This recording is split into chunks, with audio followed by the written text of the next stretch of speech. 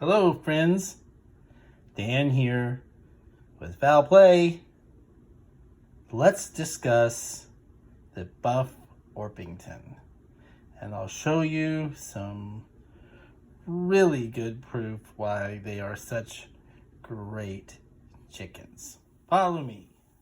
Why did you pick the buff Orpington? Because I had read that they were a good homesteading chicken, dual purpose, sweet personalities, something that our grandkids could play with. And so I thought it would be a good place to start with our flock. And it's turned out to be a really good choice. Sophie, Clemmy. Hi girls. There's Sophie. Tim, are you coming around too? Hi, Soph. That's my girl.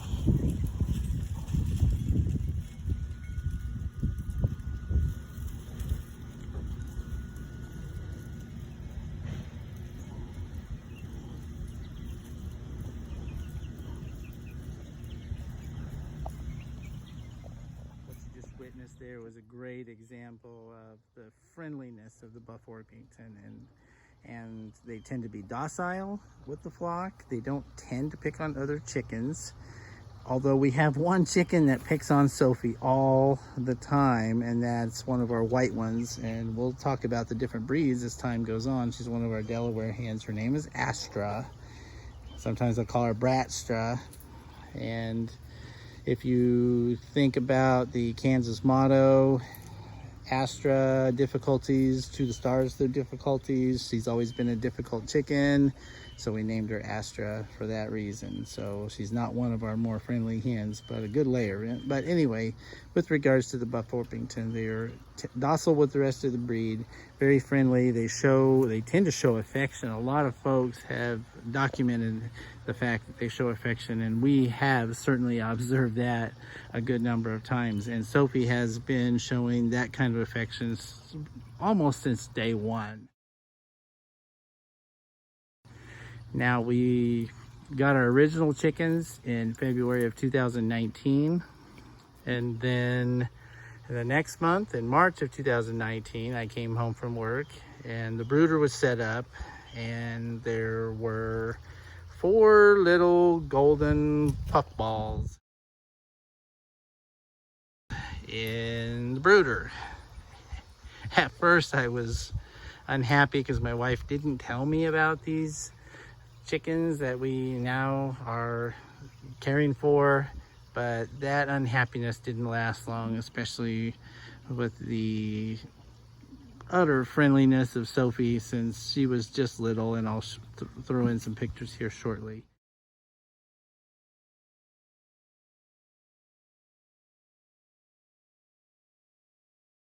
So Sophie got really sick not long ago. She got egg bound. She lost all of her vent feathers. The vent is their bottom. They have one hole where they poo and lay their eggs from. It's called a vent. She lost all her vent feathers, and her bottom swelled up, got real red and puffy and swollen. It still tends to be a little swollen even now, but we were very concerned about that. And then she was also egg bound.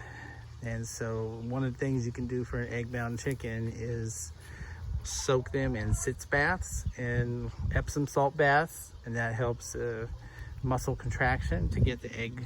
We also gave her some extra probiotics, and we gave her some calcium and magnesium vitamin to also help with that. Now, we made a gutsy move. I say we, me and my wife. Her finger's a little smaller than mine, so my wife made a gutsy move and actually turned the egg a little bit through the vent, which is really a brave maneuver, because if the egg were to break inside of the hen, and that would ultimately also end the hen's life. And so we were super concerned about that. But in this case, we used a little bit of lubricant, and we were able to get the egg, call it delivered. You're talking to some OB nurses here, so we'll call it the egg delivered. Sometimes it's hard not to revert back to human OB language. So we also took her to the veterinarian. We found a vet near where we live. I'm going to call her Dr. Andrea. So I don't have her permission to name the name of her services, but we'll call her Dr. Andrea.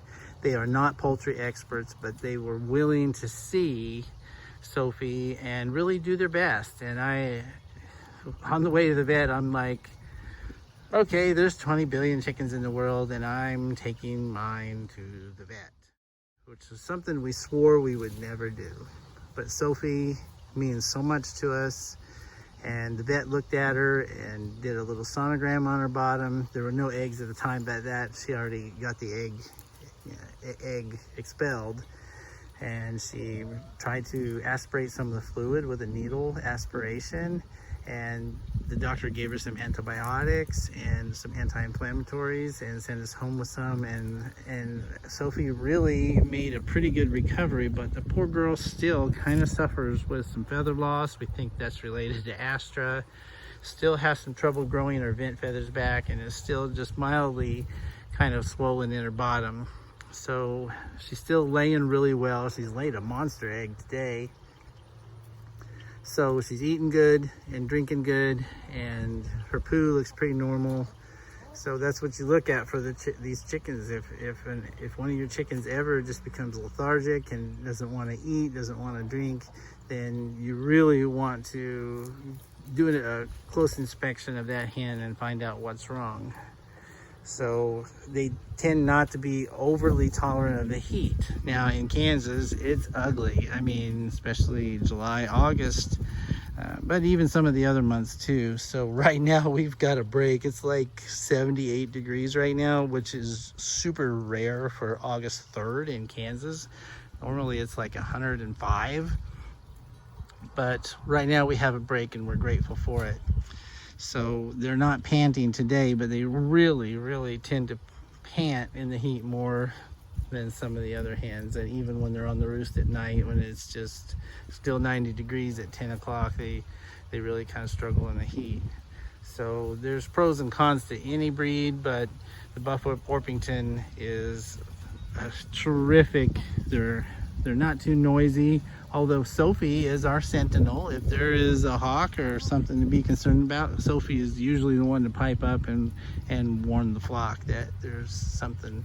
So if Sophie's making a call, you better listen to find out, or go look and see what's going on.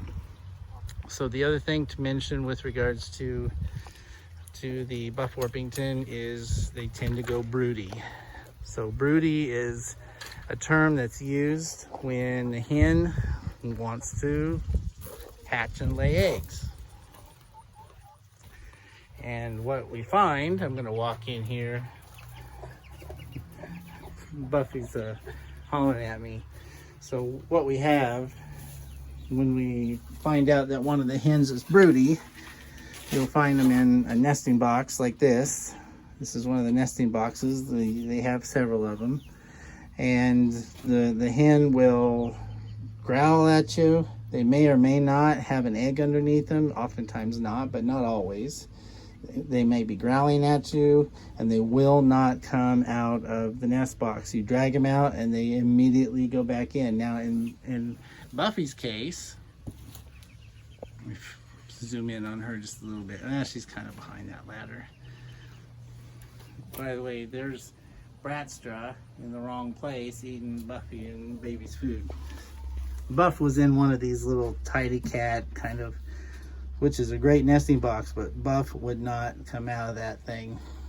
And so there are ways to try to break a hen of broodiness, and that's probably another subject for another day, but they do tend to go broody.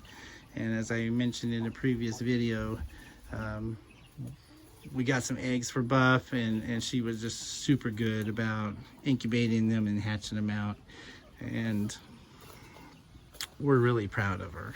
So that's something to consider with regards to getting a Buff Orpington, because they do tend to go broody. They're mostly brown, or a light shade of brown from most of the breeds that we have. You will see a green one there. So we have Miss Maggie, who lays the green egg. We only have that one of her for that breed that lays the green eggs. So we always know who Maggie's is. But there on the top, you see there's one labeled Sophie. We do try to write the names of the hens if we can, but some of them are so similar, so it's, the more birds we have, the more trouble we have really trying to identify them. But mostly we can identify them because we're so used to seeing their eggs. We know just from looking at them who's who. But this morning I definitely saw Sophie lay this one, and it's a big one, that's for sure. And so that's a great example of the type of eggs you might get from a buff Orpington.